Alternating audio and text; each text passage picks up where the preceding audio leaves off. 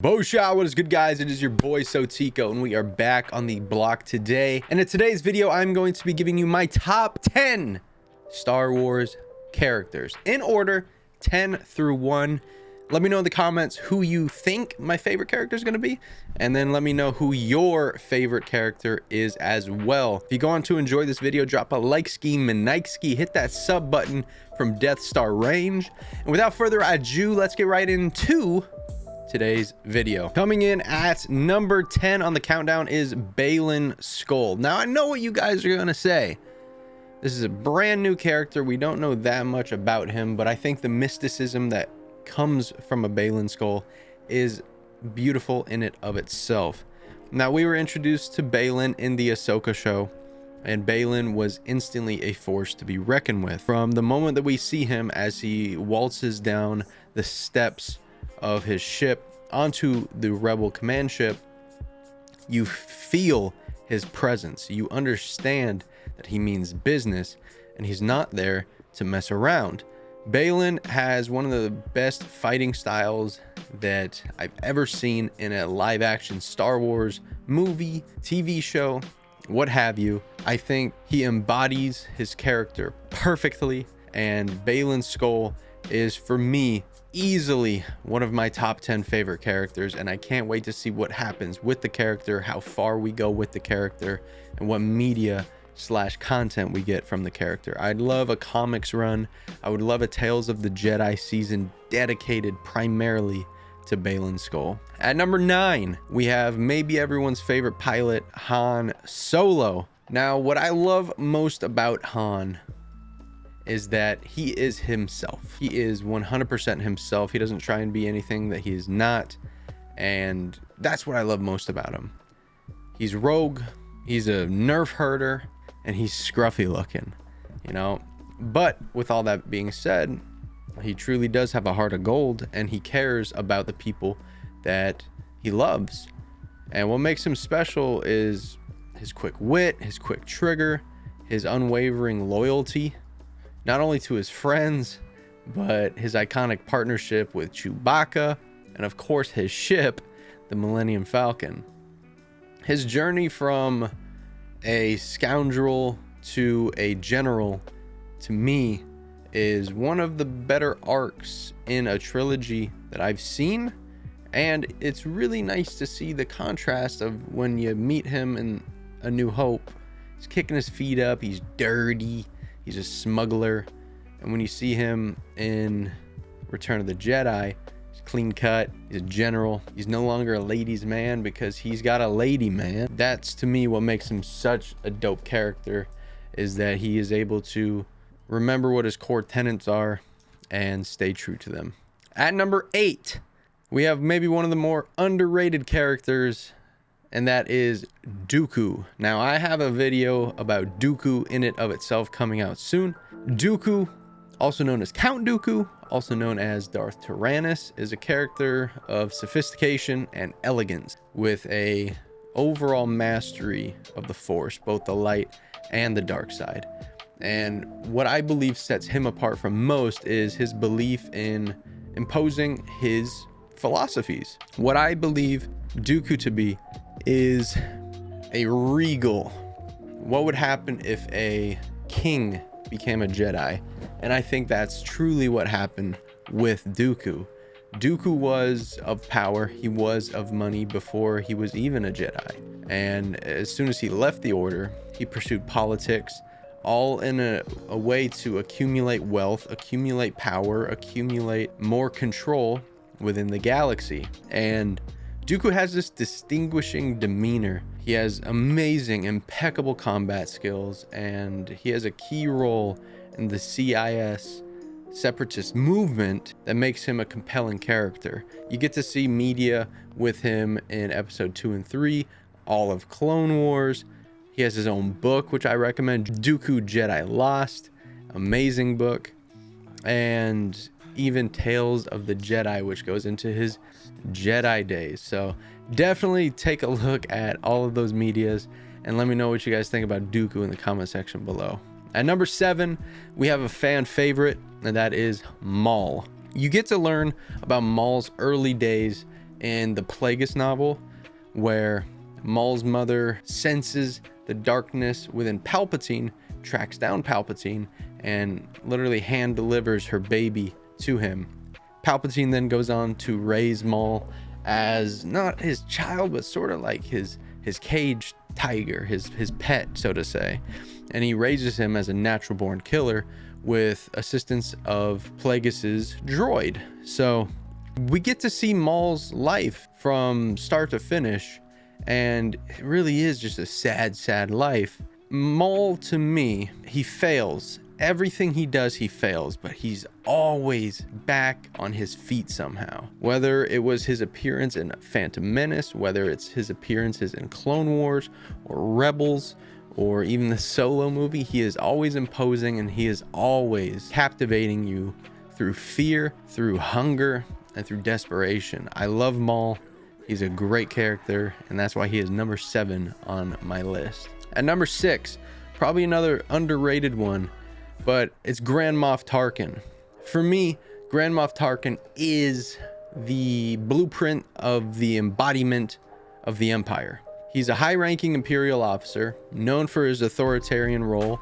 He had been involved with the Empire since the Republic days, and he applies these authoritative tactics to stay in power. What makes him special is his cold and his calculating demeanor.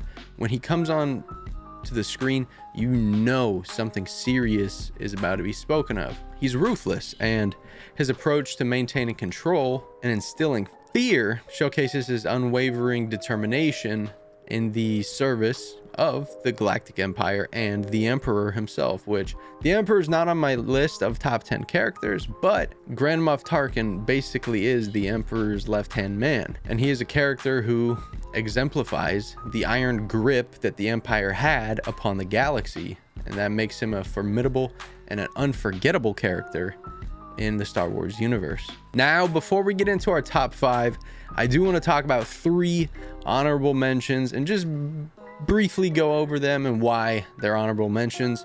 Coming in at number 1 for honorable mentions, we have director Krennic.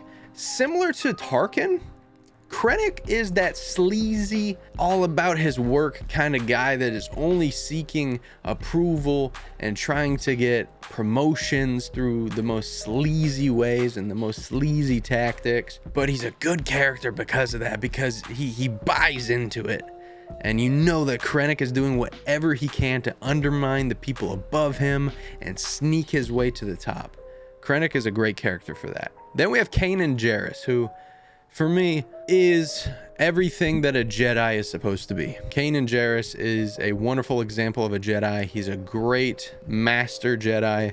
And for my money, spoiler alert, he has the most impactful sacrifice that I've ever witnessed in any form of television, movie, or book. His sacrifice literally made this grown man shed tears. So Kanan Jarrus is number 2. And my number 3 honorable mention is, of course, Dane Jur. If you don't know who Dane Jur is, he is the Imperial officer in A New Hope, who is the first Imperial officer that you see talking to Lord Vader, and he's talking about how their actions are going to help her gather sympathy for the rebellion. And I just love the way that he says rebellion. Word of this gets out, it could generate sympathy for the rebellion in the Senate. You know what I mean? It's just nice and ooh. And he is maybe one of the only non-British Imperial officers that we do see, so also pretty cool. Coming in at number 5, we have another Jedi, and this one is absolutely the embodiment of what a Jedi should be, and that is Qui-Gon Jinn. Now, he is a maverick among Jedi Masters. He's known for his unorthodox methods and a profound belief in the living Force. What sets him apart is his independent spirit and his methodologies, right? His willingness to challenge the traditional views of the Jedi Council, which ultimately was part of the reason why he declined joining the Jedi Council. Qui-Gon's commitment to doing what he believes is right definitely hails from his master Dooku, and it even contradicts the Jedi code in some senses, which makes him a unique and influential character. Without Qui-Gon Jinn, we don't get Anakin Skywalker. Without Qui-Gon Jinn, we don't get Obi-Wan Kenobi. And for that reason, I think Qui-Gon Jinn is one of the most important Jedis of all time. And his dedication to following his instincts and his unshaken sense of honor distinguishes him as a Jedi who marches to the beat of his own drum and does what he thinks is truly best as the will of the Force. At number 4, sticking with the theme of impelling characters, we're going with Kylo Ren. Originally born as Ben Solo, Kylo is a character marked by inner turmoil and is in a constant battle of tug of war between the light and the dark sides of the Force. What makes him very special is his deep emotional conflict and his vulnerability. This is insane, and it allows every member of the audience to feel what he is feeling. Now, I have a whole video on Kylo Ren, link in the top left corner, go check it out, why I think he's the main character of the sequels. He has this intense desire to carry on the legacy of his grandfather, Darth Vader, coupled with his struggles to control his emotions and his temper. It adds layers of depth to his character, and Kylo's most complex personality and his journey towards redemption makes him one of the most compelling and really human villains in the Star Wars franchise. At number 3, we have Obi-Wan Kenobi. And for my money, he is the paragon of wisdom and skill within the Jedi Order. What sets him apart is his commitment to the Jedi way and his role as a mentor to both Anakin Skywalker and later Luke Skywalker. He's known for his calm demeanor, as they call him the negotiator, and his lightsaber expertise. Obi-Wan's deep understanding of the Force further distinguishes him as one of the best Jedi masters that money can buy. His enduring legacy as a teacher and protector, demonstrated through his willingness to make difficult choices, including sacrifices for the greater good, is a testament to his remarkable character. Now, I love Obi-Wan Kenobi so much, and I'm going to do a deep dive on him as well.